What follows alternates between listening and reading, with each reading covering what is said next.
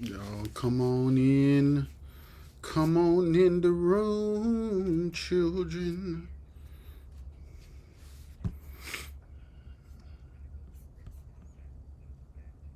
Let me know if y'all can hear me. Hold on. All right. Yeah, my bad. No, you good, man. I was trying to make that jank go across my screen, but it don't look like it was working too well, so it's all good. Oh, okay, okay, okay.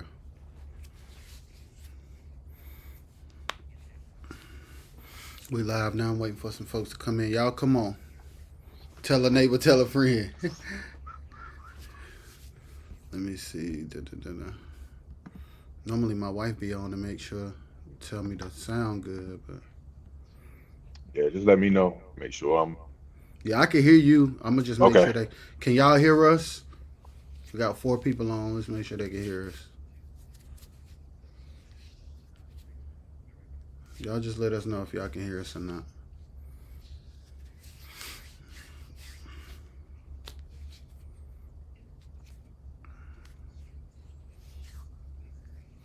Mm-hmm. Now you got all kind of gadgets over there, Rich. Man, who you telling? Listen, this all that. Listen, since that accident, Yeah, this all I got. All I yeah, got is my mind, man. So yeah, I got to feed the family. yeah. That's real, bro. Wow, that's real. Wow. I gotta feed the family, man. So Dang, you that figure just it hit out. me. You Yo, gotta that you, figure it out. Jesus, you just hit me with that one. Yeah, you gotta figure it out. Speaking of that, who wrote "Keep My Mind"? Yes, Okay, yeah. See, I just did um help them with the production of it.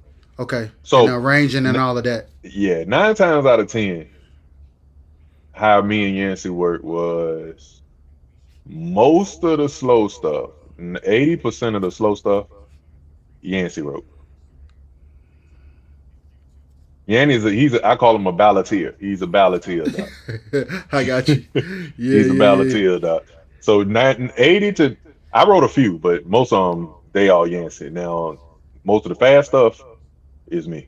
Okay, okay, Yeah, okay. yeah. So when we worked together on that Yancey project, I still remember that to this day. was that Yancey's first project? No, that Okay, was, well, kinda. kinda. It was his first full project.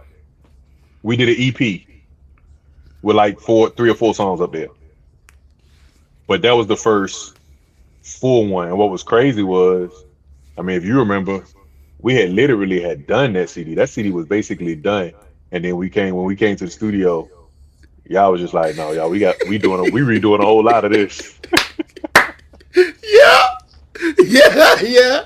Import Yep, the files. Let's figure out yep, what we need to fix. yep, y'all. And I remember days we sat there and you went in there by yourself and changed a whole lot of that music. Shoot, I think you did the whole Sorry by yourself. You and Yeah, Mario did Sorry by yourself.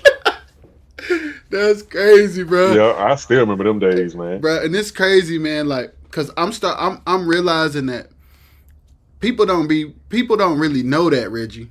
A lot of No, people no, no, don't. no, no, no. A lot of people don't know what I've done, man.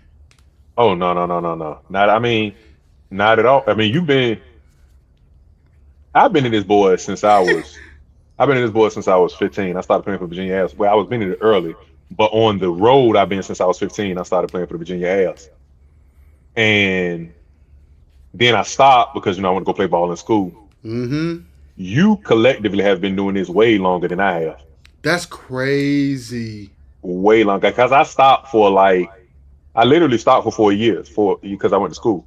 Uh huh. But y'all kept going. Yeah, that's You know, true. yeah. So I stopped. Remember, I started Divine.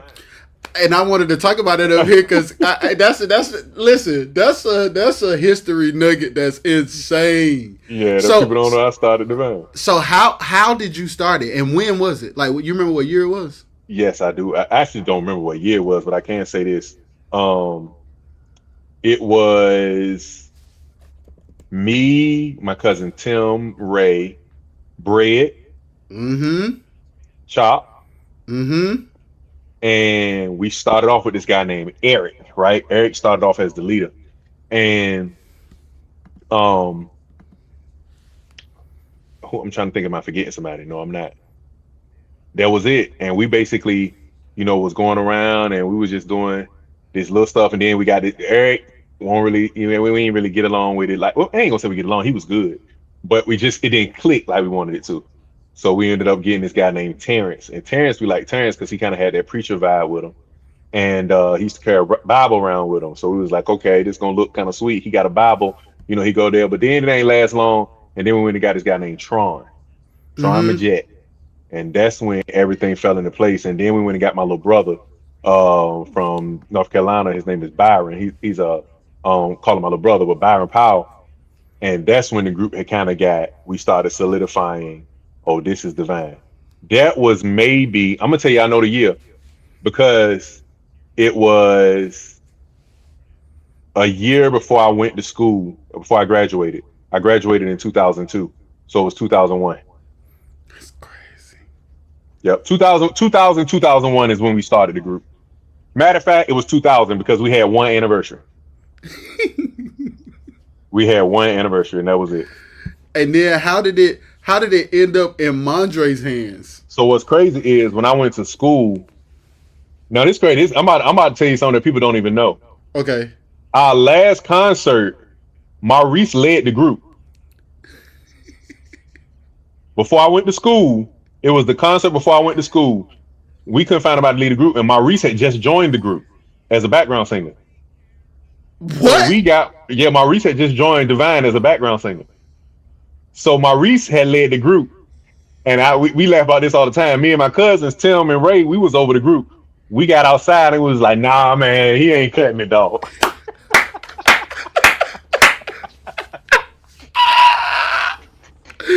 Yo, dude, stupid, right? We was like, man, nah, man, he ain't cutting it, man. Nah, that just won't it, man. That won't it. And so I was like, man, let's just down it. So I went to school. They basically put the group down. What happened was Bread and Chop had got in contact with, they was already cool with Mondre. And so Mondre, we all know Mondre. Mondre always looking for something new. Yeah. So Mondre was just like, they called me and was like, hey, man, Mondre want to take the group. At the end of the day, at that time, I'm thinking I'm going to the NBA. Forget a group. Go, bye. Y'all can have it. You know what I'm saying? So they went and went with Mondre and they started. And every time I would come home, I would hit with them. But I could see they were always saying Mondre and Divine from Virginia Beach because 90% of the group was from Virginia Beach. But then everybody started dwindling off. And as people dwindled off, Mondre was replaced with a Carolina boy. You see what I'm saying? Until the last two people left was Chop and Bread. Chop and Bread was the last two Virginia guys. Yes. Yes. It was the last two people left. Everybody else had dwindled off. Then Chop left. And it was nobody but Bread. Then when Bread left, it was all Carolina boys. And they were still saying Virginia Beach for a while. And I think he changed. When he turned into the Mad Band, I think he started to rebrand himself as being from Carolina, yeah. Carolina, yeah. But that's kind of how it got started, man, is when I went to school, they basically called me and was like, hey, man, Mondre wanna pick the group back up. And I was like, man, go ahead. I don't care. So it really didn't bother you. You weren't worried about it. And I was so focused on basketball then. Yeah. And you got to think, when I first went to school, my first school was in Nebraska.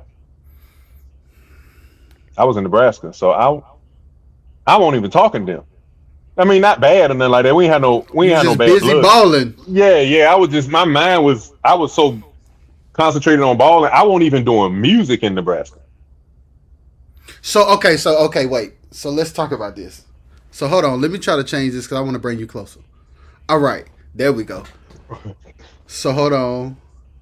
Yeah. And I'm trying to see what I need to press to see. I can't see what people saying, but it's okay. You can. It's all good. I can. So hold on. But it's all good. So you on your phone? Yeah, I'm on my phone. Can you turn it the other way? Let me see. Is it unlocked? Reggie, is it unlocked? Make sure it's unlocked now. Yeah, it's unlocked. All But right. see, I'm on the website though. Oh, okay. So you can't see it. Yeah, I it's should all have good. put you. I should have put you on the app. No. It's good. I mean, if you when you say it, you see it. So if somebody say something, you can tell them. Okay. Yep. My wife said you were focused when you was in Nebraska, man. Man, that was it. That was all I. I mean, when I say I didn't do music, what was crazy is, at the graduation, some of the guys knew I could sing because I used to sing and play around and stuff like that. But my coach knew that I could sing, but I never did it. I never did anything musically. So they was like, one of the guys like, man, we want you to sing for our graduation. So I sing and played this Brian Me Night song, "We Gonna Win." And when I say the school went crazy because they just didn't know. All this time they knew. They called me Truth. They was calling me Truth in school. All they knew, Truth, he was balling, he was dunking and all. They had no clue that I had a musical side because I So didn't do nothing. so in Nebraska, you're almost like a totally different person than the music All the person we way know. different person. A All different the way different person. name, not thinking They about had no music. clue. And what? They had no clue. So in your mind, were you like, I probably ain't gonna never really do music for real? I had given to the point. I had given music up because I was just like, I had already saw in my mind that what sports brings wasn't lucrative enough to match my musical ability. Wasn't lucrative enough to match my sports ability. I was a way better athlete than I was a musician. And you're looking at down the road career finances. It's so you're like financially, I can make more money as an athlete than I can as a musician. Watch this. This gonna make sense, and this gonna sound stupid to you, but this is one of the things that I said to myself. I was like, I love my music, but I was like, I got to look at it like this. I use both hands when I play basketball. I'm ambidextrous. I can go both ways on the court. I transpose on the keyboard. What good am I?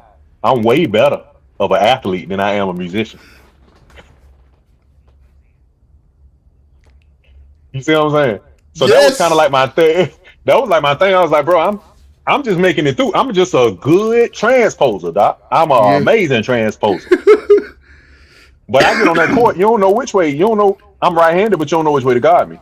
So I'm looking Wow. at my strong points. I'm like, yeah, I'm a better athlete. I'm a better baller than I am a musician. So at the end of the day, I wasn't even really locked into a genre that was really life-changing lucrativeness. That's real. And, and I say that humbly. I'm not saying that these groups out here they ain't make no money, but I can promise you, no group has made the money of an NBA star. I just can't. And if they are, I apologize publicly. I apologize publicly, but I don't know of a group that has a contract for 273,000 million dollars for 4 years. And that's no shot. It's just the business. That's the business. That's So the I was just like, business. nah, this where I'm going, dog. And when music failed me, I mean, when basketball failed me, when I got hurt my senior year, I would jump right back into music like I never left. Like I literally jumped the day that I stopped. The next day, I started in music again, and never looked back at basketball because I knew my Um, basketball because I was the where I was. I knew I wasn't gonna be able to come back. yeah, Pastor Moore in here. What's up, man? Hey, What's up, Pastor Moore? Hey, Griff said I taught Reggie how to ball, sing, play, fish. Who is that? Griff who? Steve. Oh, hey, Steve ain't touched me. Remember, I'm no balling. But Steve is actually that was my idol, man. That was my idol when I first started playing the keyboard. Yeah, yeah. Steve got that swag, Man, that Steve, chill vibe. my dad used to play with this group for the Impressions, Gospel Impressions, and that was his family's group, Mm-hmm. and he used to play with them and stuff like that. And I used to sit and just watch and just watch. And then what happened was when Steve and them started the Dynamic Tones. I don't know if you remember them. Mm-hmm. They one of the Virginia greats. They started Dynamic Tones. Steve left. Um, Steve left the group and with my dad now, and he was just Mm-hmm. like, uh, there it There goes. you That better. go. Yeah, there you go. Yeah, Steve left the when he left the group, it was kind of like um he basically started teaching me the stuff and was Uh-huh. saying, look, I got to teach you this because I'm leaving. I'm doing this group. So that's kind of how it kind of laid out was um Steve basically taught me all of the stuff and I learned it, tried to learn it the exact way Steve played. So Yeah. Steve was really the one that kind of brought me into the game. So he won he telling the truth 25%. The other stuff I don't know what he's talking about. That's my Bro, brother that's though. I love my hilarious. brother. I love my So brother. so by the time we did Yancey's project, were you in like what mode were you in musically? Like were you in like production mode, writer So mode? so history. I started off started really riding with the Virginia Airs, right? Okay. And I started writing for the Virginia Airs. So one of the Virginia Airs hits they had basically kind of put them on the map was "Oh What a Night." Yeah. I wrote "Oh What a Night." I Yeah, I wrote know that. I know that. Yeah. I wrote maybe 60%, about 50-60% of that project. I had wrote a lot of it, and I still had felt like I was being bottled because my mind, and you worked with me before, my mind is stupid, and I literally want to try everything and I want to do everything in a song. And then, I get around and type guys like y'all, they'll be like, all right, Reggie, that's sweet, but we can't do that. Let's just bring it back a little bit. You know what I'm saying? But you still allow me to be me. Where when I first, I was so young, I wanted to do something nobody ever wanted to do it. Maurice was the first person that said, whatever you say, whatever you do, that's what we doing. So Hmm. that's when everybody say, the group, me and Maurice were so close because at the end of the day, just as much as the group was his baby, it was my baby because it was all of my inventions. Yeah. Dog, I got chills. It was all of Yeah. my inventions because he gave me the green light, you know. And Maurice won't telling me that ain't too much. He never would say that was too much. I mean, we would try anything. Satisfied. We just talked about this the other day. Satisfied. When I wrote Satisfied, the song "Bless Me with a House on the Hill." Yes, yes. You So know the I know. second verse was "Bless me with food to eat, collard greens and pig feet." That's how stupid we was thinking. Of course, we took it out. But that's on the first project. You know what I'm saying? We was thinking. I'm like, man, why was I even saying that? But that was just like we were just trying anything, man. And it was like he was allowing me to, and that's since that me and him, I've been knowing Maurice for a long time, man. But we didn't get close until that ain't become like my best friend until we started singing together. Hmm. We played ball against each other in high school. It's crazy. Yeah, but I ain't really. I mean, I knew him, but that wasn't my dude. Yeah. Then music. We kind of me, him, and Ron. I gotta get Ron.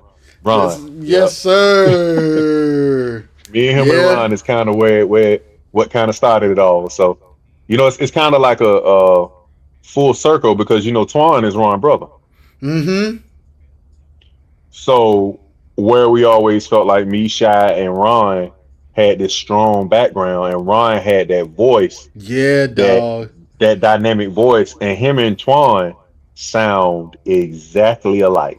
Really? Oh my god! Oh my god! They're the same, almost the same person.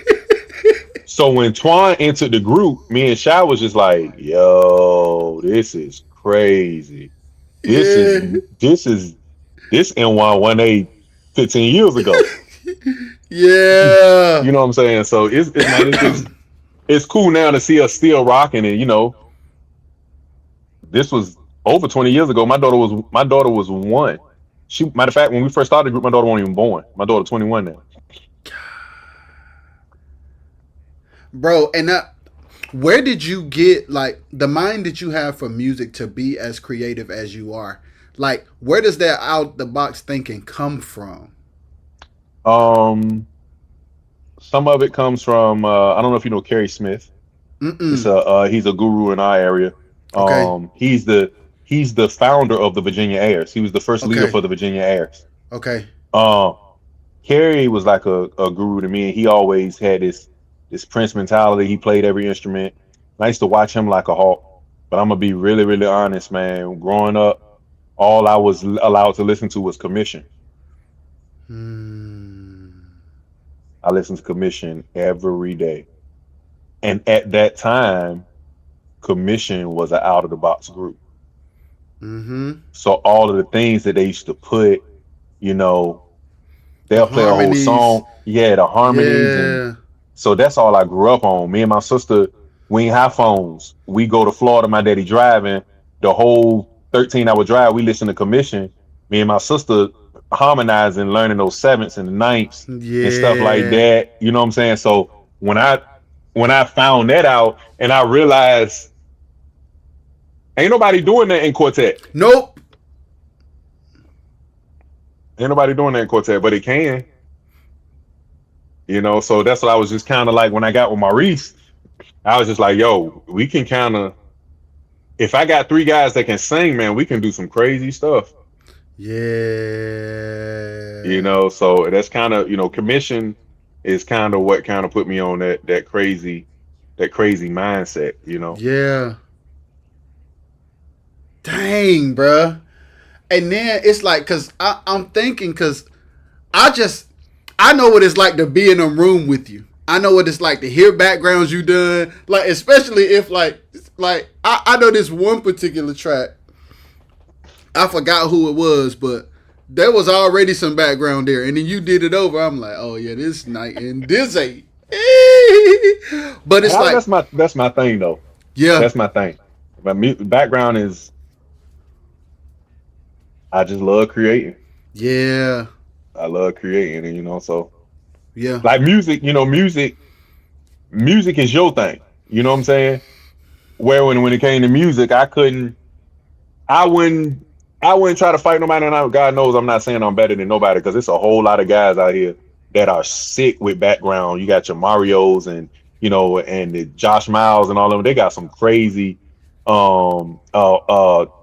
Trey Burris, man, he is oh yeah. Bird is idiot. crazy now. Yeah, Bird He's is an crazy. idiot out with it, man. But so you got them and stuff like that. But I feel like what we was talking about the other day, the thing I try to stand on is having a sound. All of them is good, right? But when Trey Burgess is doing something, it's Trey Burgess. If Mario did it, climbing up the ladder, we all know Mario did that. That's Mario. That's him all day long. When you hear my voice on something, I want you to know, oh, that's Reggie. And I think, kind of piggybacking off what we was talking about, that's kind of one of the problems that we have today is we don't have any distinct sounds anymore.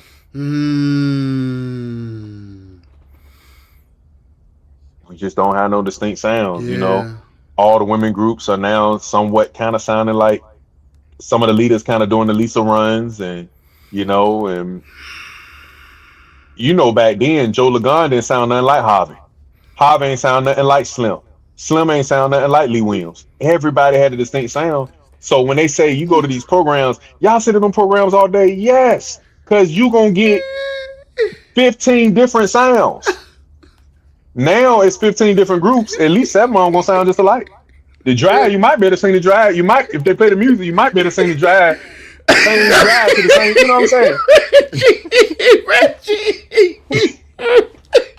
And I ain't trying to take no shots, man. I'm telling you, I'm kicking straight forward. But ain't nobody got no sound no more, man. And I don't know if it's It could be a combination of things. It could be not willing to take a risk like you were, Exactly. or it could be not well versed outside of the genre. Like, are you studying outside of the genre? Yeah, I can get both of those. I mean, both of those make stupid. But I say it like this. I say it like this.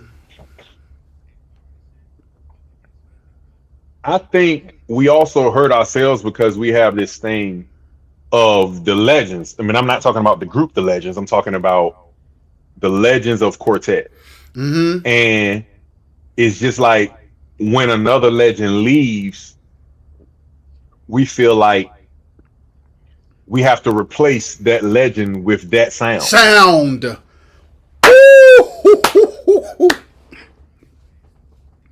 You know what I'm saying? I'm like, no, that's just what got him here, bro. You know, like once he gone, let his sound be gone. You do what you do to create your own self. Because now what you're trying to do is build your group up Off off of of somebody else's sound. somebody else's sound. You know, I mean, do what you do. Do what Do you do. whatever comes to mind for you to do in your music. Try it. Because at the end of the day, if you, I always say this, and this is one thing. If Steve is up here, he can attest. If we like it, we don't care who don't like it. Mm. Because at the end of the day, we're ministering, man, and we can only minister what we feel. I don't want to minister if I don't feel it. Mm. I can't go out and minister your music. I can sing it, but I can't sing it because that's your music. You felt that, you gonna minister way better than I do. But if I'm gonna do it the way that I want to do it and the way that I can feel it, it's gonna come across way more genuine. And so many people are going to attach to your heart because you're doing something more genuine than you doing something with or repeating what you heard. Because you think that's what works. You think that's what works. You seen somebody else. You seen the crowd respond to somebody else like that. So you think you need a song like that. And it's like, no, you need to be you. Because it's like, need to be you. Maurice Yancey in one accord is Maurice Yancey in one accord. Like, golly, it's correct. Like, y'all are over. It's like everybody else, and then Maurice Yancey in one accord. And there's not. Go ahead. Quit. No, it's not what. No, go ahead and say it. What you gonna say? It's a catch-22 to that though. Okay, let's go. It's a catch-22 though, because when you're the outsider, sometimes when you're the outsider, you're always not let in. And I'm not saying that to down about it. I'm just saying, or say this group, but everybody's saying, well, we won't see Yancey and them, we won't see him singing like that. We won't see him singing like that. And it's not because we won't. So if the opportunity comes, we will. So have people ever hit y'all with the "that ain't real" quartet? Not necessarily. It ain't real quartet, but I have heard, and they can attest to this, that Yancey gonna come and he gonna preach your house. Yes, he is, because he's a preacher. He's a preacher. He's a preacher. That's what he's gonna do. And if you don't want him to minister, don't bring him. Because to be honest with you, I've been knowing Yancey. That's been my best friend for at least 15, 20 years. And bruh, the dude has, when he hits that stage, he's for real. Like, he's not playing. He ain't playing. Like, he for real. And that's one of the reasons why we all follow him. Like, man, that boy, he goes on stage and he pours. He said, we joke about it all the time. Like, from the prison bunk to the church. I wasn't in that prison bunk with him. He was. And when God told him that took him out of prison, and he went from prison to Stella nominated. Now he's preaching and pastoring. Like, he don't. And I'm not saying Yancey don't mess up. We all mess up. I'm saying he takes his ministry serious. So when he's not coming to bust your house. He's literally coming to minister, and that's just what it is. And I mean, some people like it, and some people do. And you want to know, what's crazy? Like that's one of the reasons why I've been kind of like screaming to the mountaintops, like find your tribe Yeah, instead of trying to fit in on these cards and in these packages. Just like find your people, be you, be authentic, and make content, release music, find your tribe, and then serve them. Like being accepted, you can miss out on who God has called you to trying to be accepted by other groups. yep. Like you can miss your whole assignment wanting a thumbs up from other people, bro. You can totally miss it, bro. They don't. And at the end of the day, my granddad sung the Virginia Soul Stirrers for years, and he used to tell me, and this is one of the things that I be telling the group: you can think that everybody ain't rocking with you. He said, but every now and then, tell one of your group members while y'all singing to go to the back of the building and get on the floor and look at everybody's feet. If they tapping their feet, he said, you doing something. Yeah. Everybody ain't gonna get up for everybody. Yeah. He That's said, good. he said, man, just look at the tap. Somebody got to open the show. Somebody got to close the show. Maybe where they put you in the show is the point of the show where everybody ain't gonna stand up for you. You still go and do you. Don't get mad. They ain't drop on you. No, they ain't dropping you. It's just, well, I went up in the show and I did what I was supposed to do. That's just it, man. But man, the Quartet has just changed so much, man. Like you know, man. Back in the day, it was serious. We had fun, but it was still serious, though. You know what I'm saying? You were scared to mess up.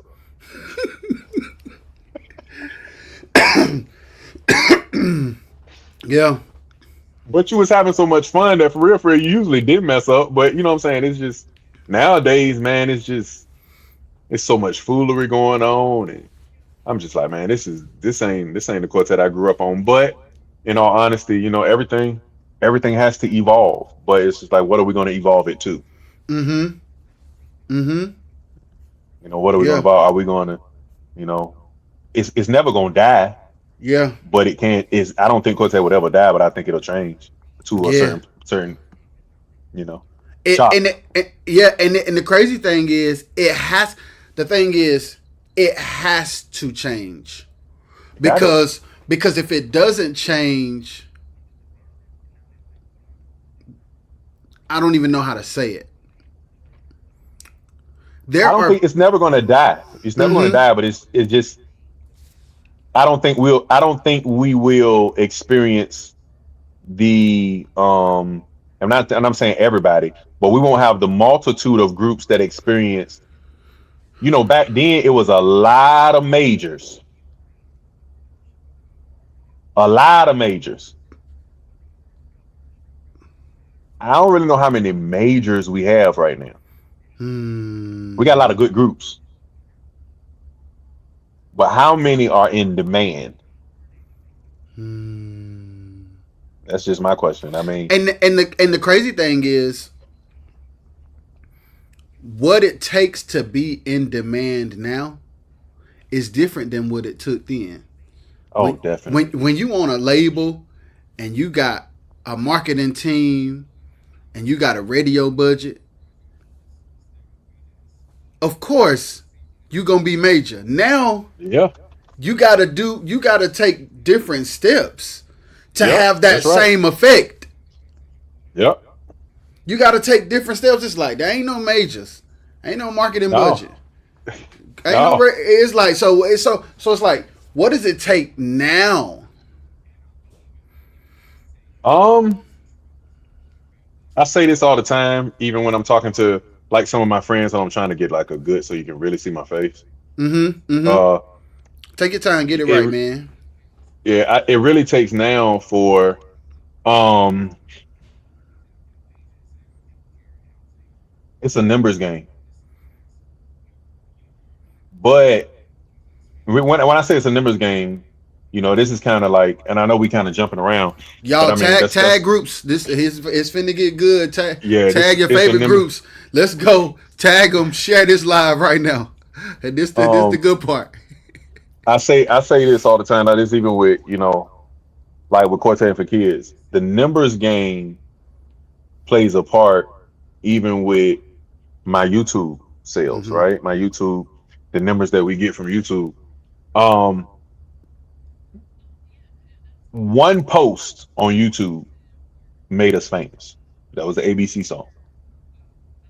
The ABC song, when it first hit, it went pandemonium, right? So then from there, we started doing some other ones and they started hitting and we started getting 100, 2,000, 100,000 views and stuff like that on YouTube. So what I noticed was as we kept going, as I kept doing songs, the numbers started to die down, right? But the money that was coming into our AdSense expenses for us to account. Yeah. pay, Okay. it wasn't changing. Hmm. It wasn't changing. But I was like, so how is this working? I ain't getting the numbers from before, but the money ain't changing. We still able to pay our bills. We still able to do this. We still able to do that.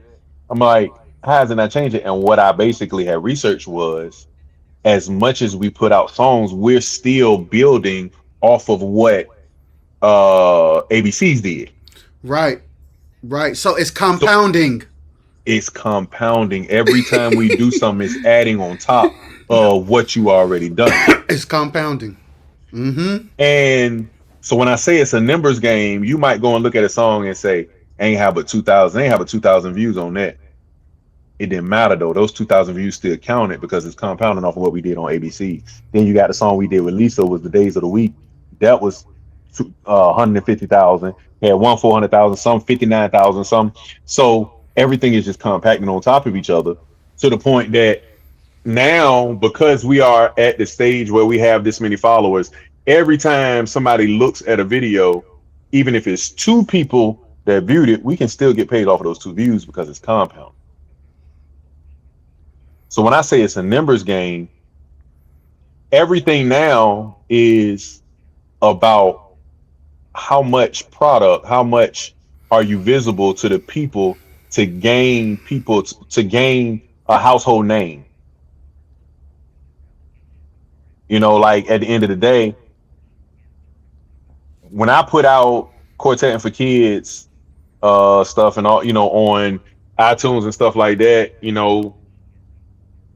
Quartet for Kids is racking up right now with people building people of, fans and stuff like that. But as well as when I put out something of my own, oh, that's the dude that created Quartet for Kids. So now they're going to listen to see. So you see how it's a compound effect. That's even like, that's why I try my best to always tag, because I don't do Quartet for Kids alone. I will never take all the credit by myself. Yes, sir. Chris Stevenson, Yes, sir. Ariel Foreman, Yes, sir. and William Purvis, I couldn't do it without them. Yes, sir. Yes, sir. That's my team. Yes, sir. You know what I'm saying? And we have an assembly line that's out of this world. Like when I say a song a week, I'm writing. Chris sending me the music. I'm writing. I'm getting into the feature, and I could write a song on a Monday. Chris will send it to me on a Sunday. I write it on a Monday. I get it to the feature Monday night. Tell them to have it to me by Wednesday. Wednesday, I'm sending the files to Pooh. I'm loading up everything into where we do our all of our cartoons and stuff, our animations. I'm either calling Ariel. If Ariel can't do it, I do animations as well. And so we'll take all day Thursday and Friday to do the animation. Friday night, Pooh is sending me back the mixed version. So we've already done it. All we gotta do is take the mixed version and And put it put on it with the top of cartoon. Saturday morning, 10 o'clock, we drop it. Teams, man. That's why I said yesterday. Teams are necessary. Necessary. Teams are necessary. Hey, but the crazy thing is though, trust is necessary too. That's Like true. your team has to be competent enough to not have to be micromanaged. Cause you ain't got time for revisions. There you go. There you You, go. you ain't got time for nobody messing nothing up, bro. These are one shot. Listen, I I call Purvis. I call Pooh the one hitter quitter because I sent him on Wednesday or Thursday. He sending me back on Friday. I'm not even listening to it.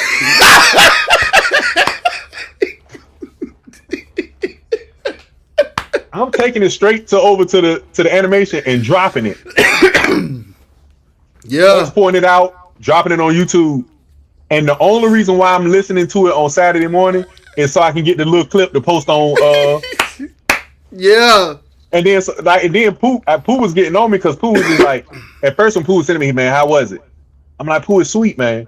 It's sweet, it's sweet. And he got to the point, I was like, Pooh, man, I don't know what it sound like. I don't know what it sound like, man. It sound good, man.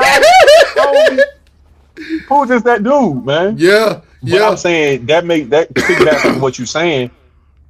I got 3 people that I trust. That at the end of the day, our first leg is Chris. Mm-hmm. Now we've had some other people. We had Brock. We had some other people to come in and do some musical stuff. But Your core our team. right. We had a core team of people that might play drums, or somebody might do this or something. But Chris, 85% of the time was the one that Chris is Chris is an odd person too. Mm-hmm.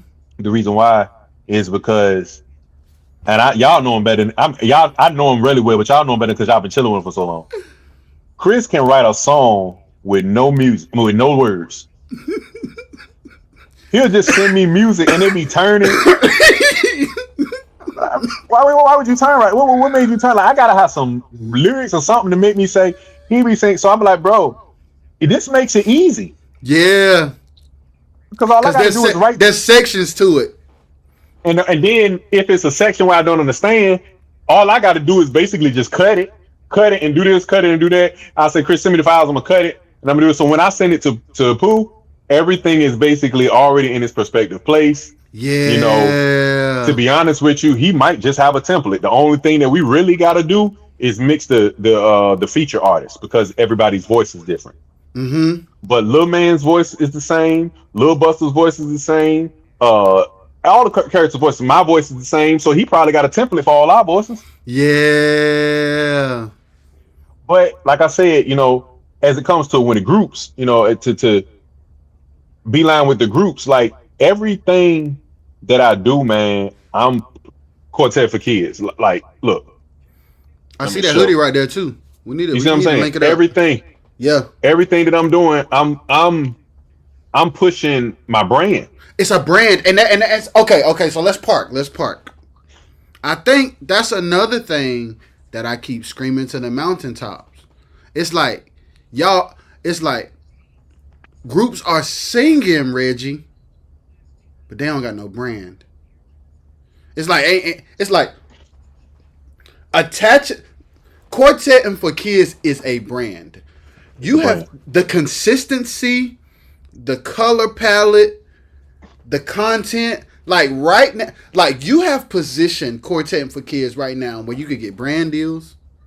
Exactly. You could go on a tour. It's like real. It's like a tangible thing. You created something that literally has value, and it's like we live in a time where singing by itself is not as valuable. That's why people ain't buying tickets. And I can't say that. I can't say that enough. It's like, so when we say, like, my wife says she want a hoodie in black. You got them in black? That was the first color we had. Yep. Nice. Yep. Yep. Okay, perfect. So yeah, Johnny Ruffin, what up, man? Let's look at these comments. Elijah Bradford in here. Let's make sure I ain't missing nobody. Strings 83. I don't know who that is, but what up though? But yeah, it's like building a brand. It's like don't just sing. It's like just gigging. Don't get paid. Still go back. A little bit of money. Still go back. Gigging. No content. Gigging. No content. Complaining. There you go. Gigging. No. And it's like, wait. You say you're not gonna stop and figure out what's wrong? You got to think of it like this: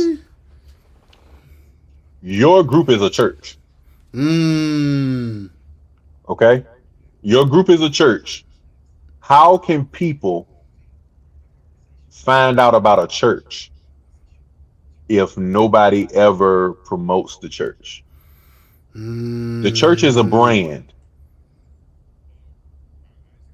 The church is a brand. All of your big churches out here. I'm a member of with my wife now. I'm at Travis Green Church, Forward City. Yes, sir. That's a brand. Yes. Elevation. That's a brand. I'm talking about Reggie. I'm talking about I've been riding Wilson, Rocky Mountain, Goldsboro, and they be having that orange bumper sticker on their car. I'm like, how they got It's the a brand, elevation man. sticker? It's like I see as soon as I see, I'm like, they got elevation logo as a bumper sticker, bro. It's a brand, man. And my thing is, people not buying CDs no more. Little bit people buying CDs. But why is it now? Watch this. This gonna be so good. Why is it that now when we go into a Quartet concert, you don't even see no CD tables no more? Is CDs the only thing you can sell?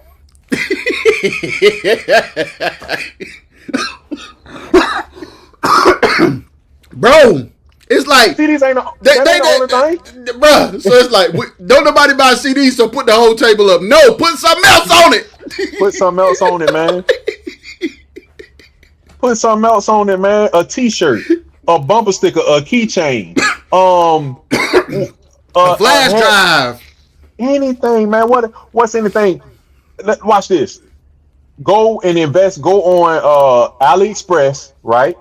Go on AliExpress and go and buy different customized cell phone covers with your name on, with your group brand on it.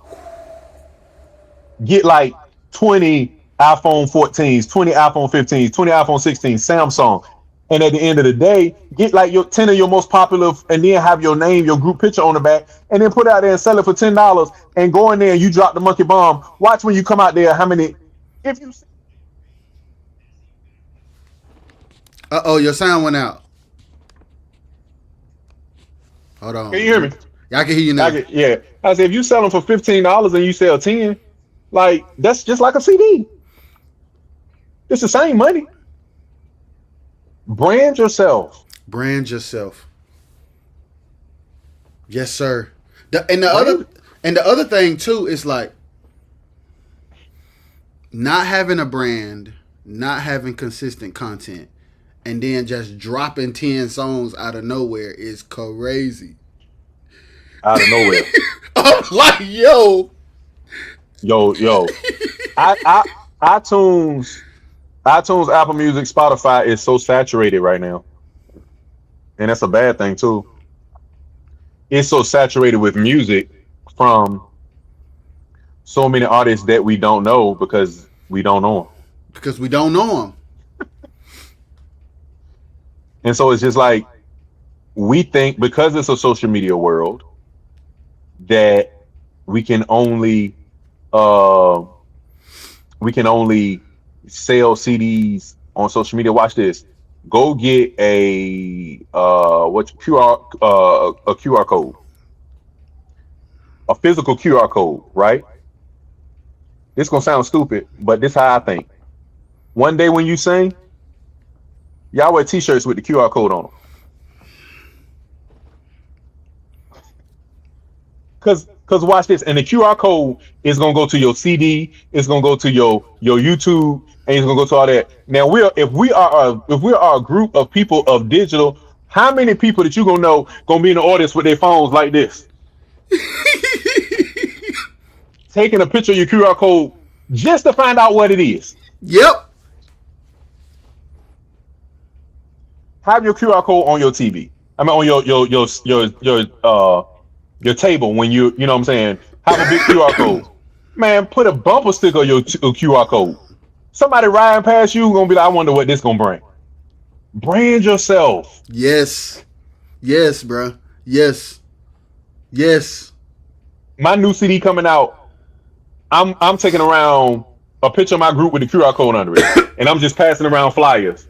Hey man, look, man, you listen to gospel? Check this out. Yeah. When you get a chance, take a picture of this and check out CD out. You ain't got to get CDs out no more. That's how, back in the day that was called what they call it, trunk selling, what they used to sell from the trunk. Selling out the trunk, Master P. Yeah, that's what they did back in the day. But now it's all digital. But you can still do the same thing. You can still do it. Yes, bro. Don't nobody think like that no more. And it's like, I felt like that's where we were headed when Yancey the one day we were so out of the box with our thinking, and of course the accident happened, and the accident happened like at a crazy time for us because we was literally like doing a whole lot at that time, so it literally set us back. And since then, we in our 40s. Maurice has a church. I'm married now. I got Quartet for Kids. I live in another state. Shy has a group. And I'm not saying that we're not still singing. We still go with each other hard, but we now have other endeavors where at that time we was 100% in Y1A. So it's like that mindset now. Groups just happy. They just happy with posting their CD coming out and having 100 likes. Bro, yeah, and that's the most promotion they doing. And I'm like, yo, there ain't about 100 people singing. There ain't about 100 people looking at it. That's just real, right? So when I look at Quartet and for Kids, first of all, what made you even think of that? What made you say I'm gonna do like Quartet and for Kids? It was crazy. So I tell this story when I do like little podcasts and stuff with Quartet and for Kids. So what's crazy is I had did, and Braswell can vote vouch for this. I did ABC song. It's actually on SoundCloud right now. The first version of the ABC song, I did it. Wow. Maybe 2012. Okay. I did the ABC song, right? And Braswell called me when I put it on SoundCloud, and he said, "Hey, yo, you sitting on something?" Yeah. And I just laughed at him. And was like, yeah, man. So when I got in the accident, I had to find a way to use my time and to use myself musically. So if y'all don't remember, I used to post a lot of covers. Mm-hmm. I used to always post covers of me singing other people's songs. And, I would go and put it out. So I called Chris. Chris used to help me out with it a lot. I called Chris. I said, Chris, I did this ABC song, man, years ago. I said, man, if I send it to you, can you, put something to it? So I basically sung it.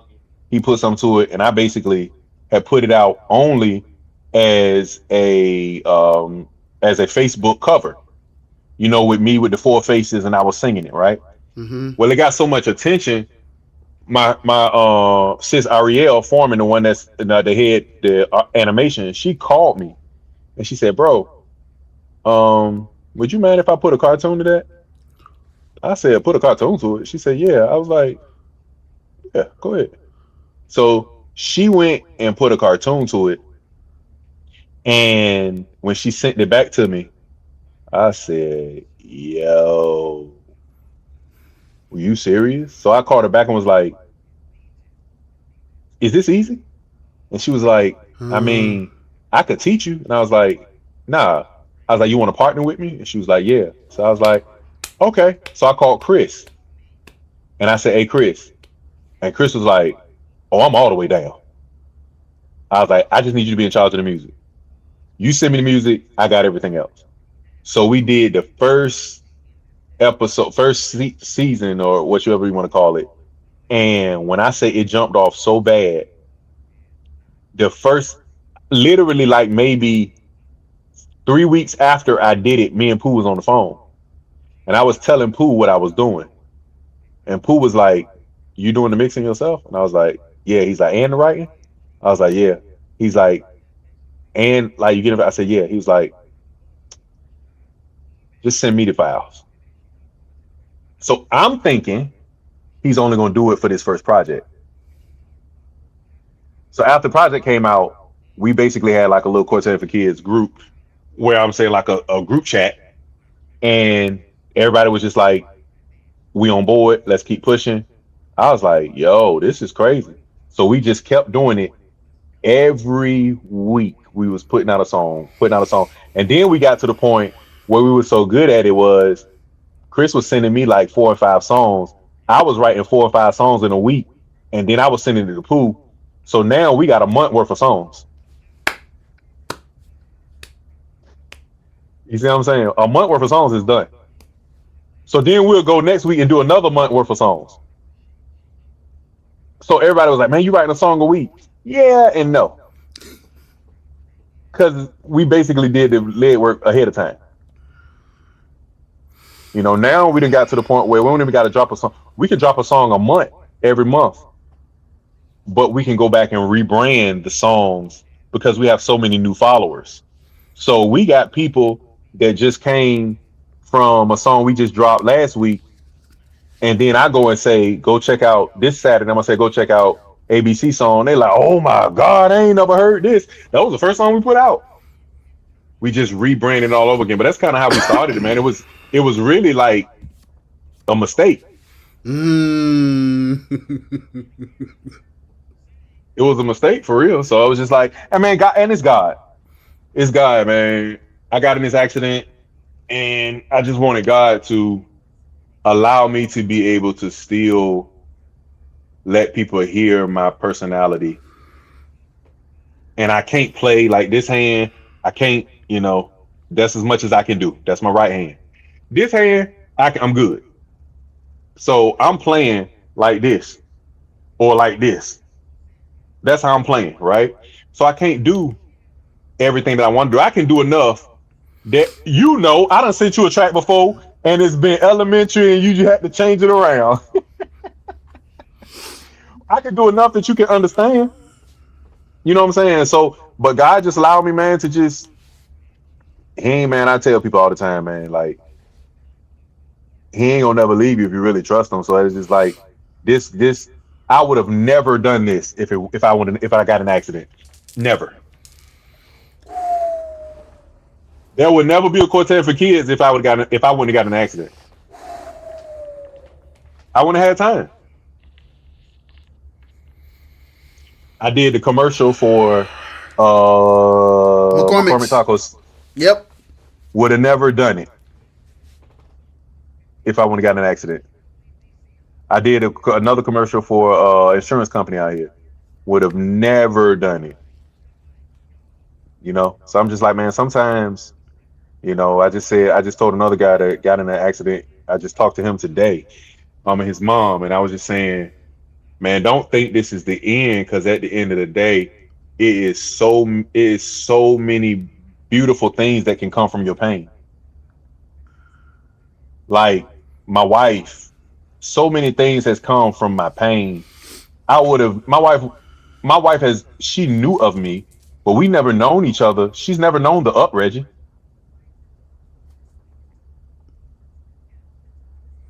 You know, she said all the time, she said, boy, when you start walking, I don't know what I might have to tell you sit back down in the chair.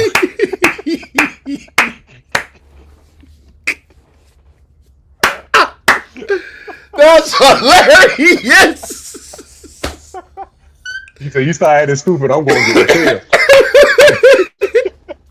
Yo, that's crazy. Yeah, but I mean, so I ain't even, man, and I say that to say, man, it's all about your heart, man. It's all about what you believe in. But at the end of the day, what are you putting your belief in? Do you have enough in you that you can really believe in? Like, honestly, is your talent enough that you really believe that it can go to the next level? And I ain't downing nobody. I'm not saying that you can't. I'm just saying, if you believe that it can, and if you got enough trust and faith in God that it can, then it will. Then it will. It will. And I don't know what your will is. Mm. Your will ain't always a major. You know what I'm saying? And I think that's one of the things that we also lose, man. Everybody ain't meant to be a major, but we all meant to minister. So you gotta get in where you fit in, you know? And And be it's and just be what it is. and be honest. Be honest about it and be content with it. There you go. Cause you miss you man. We miss out, bro. We miss out when it's like you see somebody doing something and then you trying to copy it or envious. It's like, bro, that takes a lot of energy, bro. Just like figure out what you're supposed to be doing and do it. It's just whatever level it's on. That's what level it's on. That's it. That's it now. And then you got, you know, find some find somebody that believes in you. Like we talking to Jaleel. I think Jaleel by far is one of the most important people that somebody could get in contact with. Yeah, man. Oh, Reggie gone, y'all. Oh, there he back. Hold on, we gotta Can get you you hear some. me? All right. Oh. Yeah. Okay. What You you had to got do? me? Switch devices. No, no, no. So what's funny is your homeboy just called me and Who knocked me that? off. Chris. Oh, there he knocked you off. Hey, Yeah, but he you knocked back me though. off. Yeah, I'm back. Yeah, but yeah, I was just saying Jaleel. Jaleel is a very important guy, man, and I've been knowing him for a long time, man. Jaleel is smart. He's very smart. And I think a lot of groups would utilize just paying for some knowledge from him.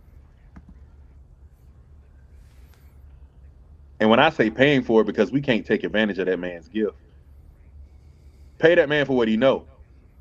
He knows a lot more than a lot of us. And my wife was talking about that when I got off the phone with Jaleel. I'm talking about the phone. When I got off live with Jaleel, I went in there with my wife, and she was just telling me like, she was just like, he's smart, man, Very, and she was like, he's articulate, but he's humble. very. She picked up on that thing so crazy, but and I'm like, I'm watching him and I'm looking at him talk. I'm like, but Reggie, our people, man, in Quartet, it's like we gotta trust. It's like, and I'm gonna say it. I'm gonna say it. I'm gonna say it. Knowing how to bust a house ain't knowing how to run a business. It's just too. Exactly. Because at the end of the day, you're not gonna bust every house. You ain't gonna bust every house. But your every house is different. It's gonna be different people at every house. Your business can always be the same. That's like this. That's like this. This is gonna be the perfect analogy. My home is the same. When you go home, the same amount of kids, the same your wife, everything in your home is always the same. That's your family, that's your business.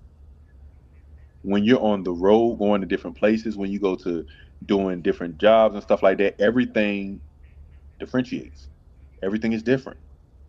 So you got to handle situations differently, but you don't have to do that at your home because everything is the same. And I feel like that's what you got to do with your business. Your business is your home. If you run your business the same way, but I'm going to tell you what the problem is, and I'm going to leave it alone.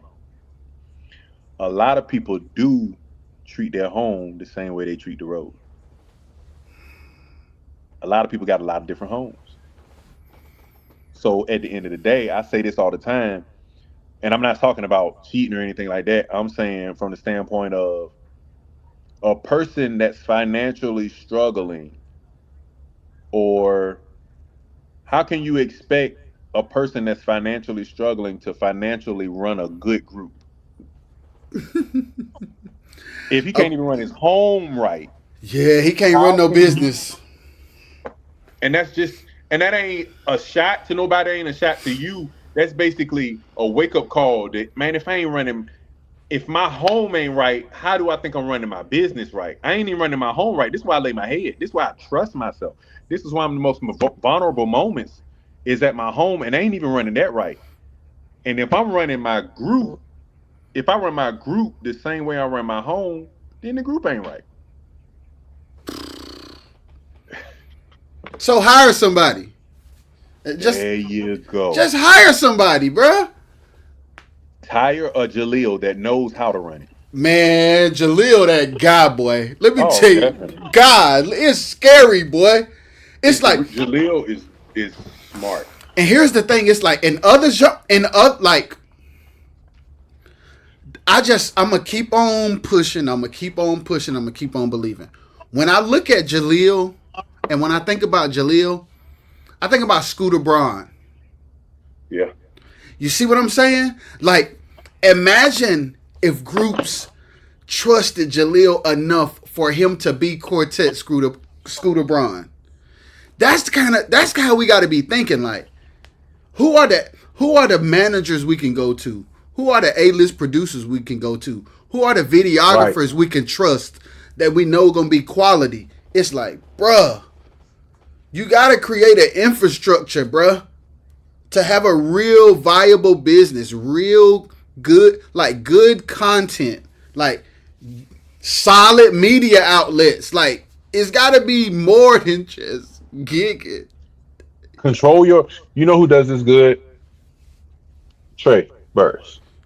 Control your demand. How many times have you seen somebody post Trey Burris out singing? And I mean, not to say that he controls his demand. Most of the time, a post is going viral on him. It's It's something from that he posted. he did his own. He went in live and he recorded his own self. He went back in pre-production. He put the video up to it, and he's putting out quality material. Not to say we can't stop everybody from going live, so there's going to be some stuff out there from you live. But the one that you're going to push is going to be the one that you know how many digital boards that we running now? How easy is it? And I'm speaking, I'm telling some little secrets here. How secret is it or easy is it for you to take a computer and you have a DAW and you go to the sound man and say, when we sing, press record. They use the X32 anyway. Put the 32 channels in Logic. Get a hard drive. Get there and sound check. Don't nobody want to go to sound check, right? Watch this. Nobody goes to sound check. So you can get there and sound check and do your own line check. Because ain't nobody there no way. You can record content in the venue. Ain't nobody in there. Everybody pros. Ain't nobody showing up for sound check. I already got my levels. I already got in there and said, so I'm either tell the sound man or I'm going to have somebody say, hey, when it's time for us to sing, record. Now, after I record, I'm going to have somebody and I'm going to say, hey, look, you can go from your phone and just go. You ain't got to go live. Just record us, right? Then I'm going to go home. I'm going to mix it. And when I say I'm going to mix it, it ain't even got to be a professional mix. It's just got to be clean. It just got to be clean. And then go and make sure everybody can hear the background. Make sure that the music. And then line it up on CapCut, Viva MIDI video, line it up with the music, and then start putting clips out. You controlling your demand. It's easy, man. It's too easy. You ain't got to be no engineer. You just got to have the mind to do it. That's right. The mind to do it. That, I mean, and I think that's. We got to do this again because we got that within itself. The thing about you started off when you got up here, and I was saying you got all these gadgets, and you were talking about your mind, and then I asked you like about keep my mind, right? And I know that the biggest component to change is up here. Right. It's here, man, and it's here. And it's like, I know for some, it's frustrating to hear. For some, it feels insulting, but it don't make it no less true. The way, the decisions we make and how we move are revealing how we think, whether we like it or not, Reggie. It's very true. It's very true, man. I say it all the time. I mean, you gotta create a demand. You got your Fred Perry. You know, one of my favorite. You know, one of my favorite producers is Who that? Tony Bush. Yes, sir. Yes, sir. That's one of my favorite producers. But that's because Tony Bush come from that Derek Lee, Nashville. He come from a different school, man. But if you notice, Tony Bush has a sound. He does. He has a sound. I can't say that nothing that Tony Bush does or somebody else. I say whenever I hear Tony Bush, he sounds like Tony Bush. He puts out good material. His production stuff is always tight. It's straight hot quartet. You know, he always putting them 1 to the 4. You know what I'm saying? That's just, but I can respect that. You know what I'm saying? And I love the way he has branded Tony Bush. Tony Bush is a brand. Yep. He's a brand by himself. Yep. And I mean, now he's got the male chorus, you know, and now people are kind of deeming him as the Prince of male chorus. He's branding himself. He's going in a lane that nobody else is tapping in. When the last time you know somebody wanted to go hear a male chorus sing? Nope. And man, and he gonna mess around and blow that junk up. Male chorus is everywhere, gonna be singing every song he make.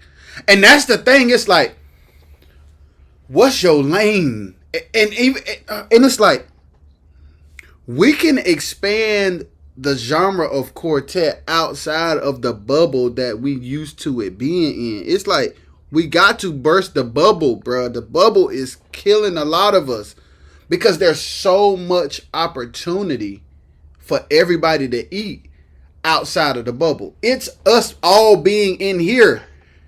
That's the problem. Break out of that mug. I'm like, You know the same people go to every show, rarely ever sold out, issues with promoters. It's like, okay, like that, bro. The cycle. You don't see that it's a cycle? It's clearly a cycle. You gotta find another way, man. We charging, let's be honest, low, not headline, right? You're not a headline. You're probably under $2,000, right? When you get there, you probably ain't got your money for the $2,000, right? Because most of the time, the headliner got to get their money, right? Which is kind of understandable. Sometimes you got to look at. We say this all the time. You're charging $1,500. Jaleel said the greatest thing the other day. We need to start doing a toll of who you coming to see, because that's gonna wake a lot of groups up. Because at the end of the day, did you even sell $1,500 worth of tickets?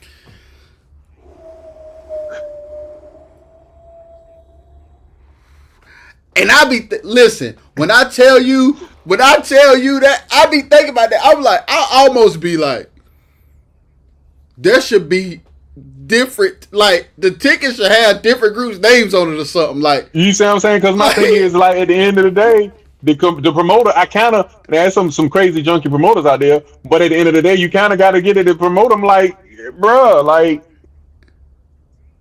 I ain't had all my money, but at the end of the day, your name on the card didn't help. and listen. Hey, Reggie. So I'm at the point now. I be like, because I have experienced the pattern of a bad promoter. I have experienced that. It's a lot of them out there. It's like, yo, we going again. Yeah, we going again. I'm like, golly. But also, especially in 2025. In 2025, Reggie, we ain't drawing. We not drawing. It's like, No, not Nigga, it. are you building a brand for people to be here to see you? I'm Are gonna tell you you? another downfall is social media. Ain't nobody coming to the concert because everybody going live. Hey, do you know some people disagree with me when I say that? There are some people, Reggie, who say that everybody going live is good. No, my thing is, you know how many times a show I'll see a card, and I'm just speaking of myself. I'll see a card, and I'll be like, oh yeah, I got to get online when that show come out because I know somebody going live, and I'm Listen, going just to watch the live. I and ain't pay for no ticket. hey, Reggie, now you ready for this one? Depending on where the show is, I know who live to go to. There you go. or you know who to hit up and text and say, hey, you going to the show? They going live every time, Doc. Hey, you know what I'm saying? hey, you know what might be crazy though? Promoters should probably, hey yo, this crazy. Promoters should tax since they go live every time. Hey, y'all, you need to pay more than the regular general admission ticket. You need to pay 10 times more because you showing the whole world. So it's this device, right? Mm-hmm. It's a device that will deaden cell phones, Okay. right? I think a promoter should one day, it's kind of expensive though, get the device, say I'm having a show, no cell phones. Of course, everybody gonna bring their cell phones, but you can run the device, and what it does is it doesn't deaden them, it just makes it so nobody has service. Yeah. Put some major groups up there and have a show, and nobody can go live. See how many tickets you sell. A good show now. Put a good show together, and nobody can go live, and you can't even use your phone. You got to go in the hallway to use your phone. Put a good show together and see how many tickets you sell. People are gonna say, if you got your Lisas up there and your Tims, they're gonna want to go. You know what I'm saying? Because this gonna be nice. This gonna be that. This is gonna be this. I'm just like, at the end of the day, I mean, cell phones, they are great, digitally great, but it's also killing us because we don't have to go. We don't have to leave the house to go to your concert no more. We do not have to leave the house to see the whole set. Whole set. The whole set. Oh. And that wasn't back then, We had Keo Searles and stuff like that. You know what I'm saying? I remember going to a show with my dad's mom, my grandma one time. And I don't know if it was Dexter or whoever, but somebody went up there before Lee came up and said, no cameras, no camera phones, no pictures, no nothing. This is a national recording artist. Put all your devices away.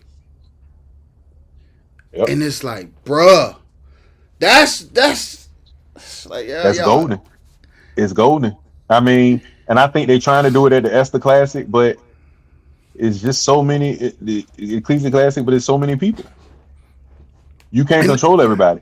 And now at this point, they will probably, the people who go live will probably be offended at this point because they've been allowed to do it for so long. Because they've been allowed to do it for so long. Yep. I just told Maurice, I said, man, it's at this point where you'll be better off doing. Let me tell you, what started was the pandemic. All the groups started doing the lives. The virtual lives, yep. The virtual lives, right? I told Maurice it's almost to the point where you might be better off doing an anniversary and just doing an anniversary straight live. Straight live, virtual. And making everybody pay $5 to get on your virtual. Yep. Stream y'all your anniversary. And look, and go to a church that ain't that cheap, it ain't that big. Charge the $10 for the people that actually want to come, and pack out a little church and sell out. You're gonna sell that church out, but then you're gonna have that all your money on. There you go. Yep. Ain't no reason to get no big. You trying to sell this big many people? No, I'm gonna go and I'm gonna go get Tim or I'm gonna go get the Wells Brothers, or anybody, and I'm gonna get like 3 good groups. 3, Thank only 3. you. Only 3. I'm gonna get 3 good Opener, groups. us, the closer. That's it. Everybody got 25 minutes. Let's go. Everybody got 25 minutes, and that's about. People say they stay on your live for at least an hour, 30 minutes, maybe an hour, 45 minutes. You'll get most of the people on your live. Make sure you stay. The less you keep it 3 groups, and tell them it's $5 for entry fee. It's a StreamYard. Once you get your $5, you'll get, man. You save yourself money. Then paying $1,500 for the building, and $1,500 for the sound man. And I'm not taking away from the sound man. I'm not taking away from the building. I'm not taking away from the motor. I'm just saying, in the state that we live in with this digital stuff, nobody has tried it. And it creates demand and momentum so that you have the revenue to actually pull off the bigger shows. Right. Watch this. Maurice Yancey, and when I'm just using him because I'm part of that group. Maurice Yancey and One Accord's 17th anniversary online recording. Online anniversary. Online only anniversary. $5 ticket. You mean to tell me you can't get at least 250 people? Yes, sir. You gonna get 250 people. It's not even. That's not even a question. $10 you can get 250 people. Yep. You'll make more money. $10 you get 250. Let's say you get 500 people for $10. You see what I'm saying? 500. I'm gonna do you one. I'm gonna stack on top of that, and then do it at the church. Do it at Yancey Church. When his church see maybe 125 people, then charge them $15 to get in, and you gonna pack that 125 people out. You might be walking away with 10 grand. Come on, bro. Bruh. But yeah, we wanna spend 10 grand and not get a revenue of 10 grand. We want to spend 10 grand for a 1,500 seater and 400 people, 200 people there. Yo, Reggie, I keep saying when people be panning the crowds, I'm like, these venues are too big. We're not selling them like that, man. Everybody is online. I done said it a few times. When is gonna be the first person that's just gonna do an online anniversary?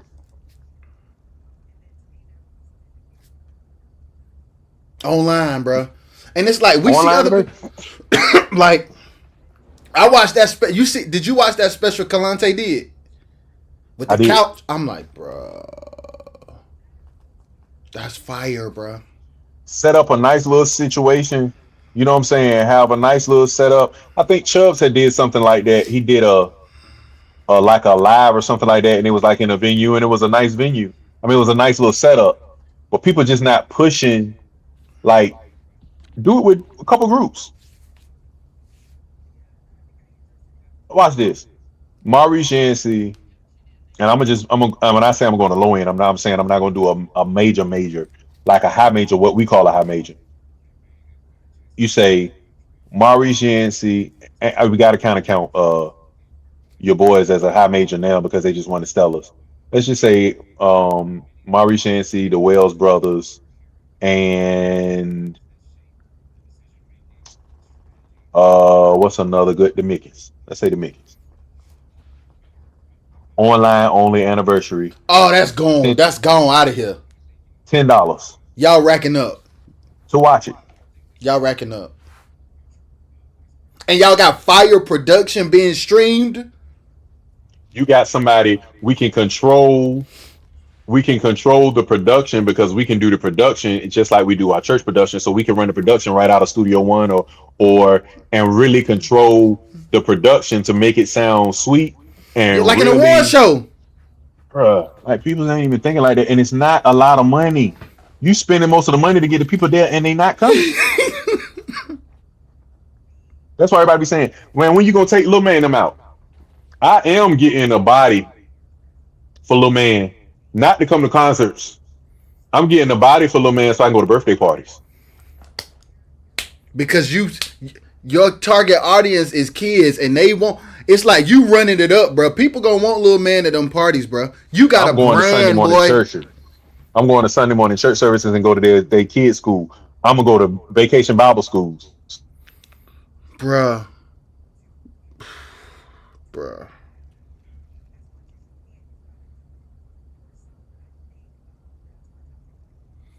Bruh. I think he froze, man. Y'all, Reggie is giving game. I think he froze, though. Yo. Get Reggie back on here.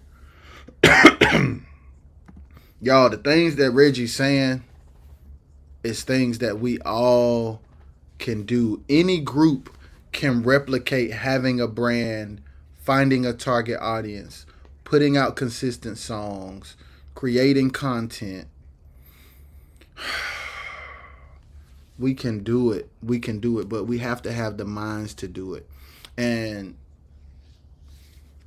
I've known Reggie for a while now. And even when I first met him, like, that was the mind he had. And I think we have to get to a place where we got the minds. Number one, we have to have the mind to think greater. We have to have the humility to be okay with not knowing how to get there. And then we have to have the trust and willingness to allow people to help us.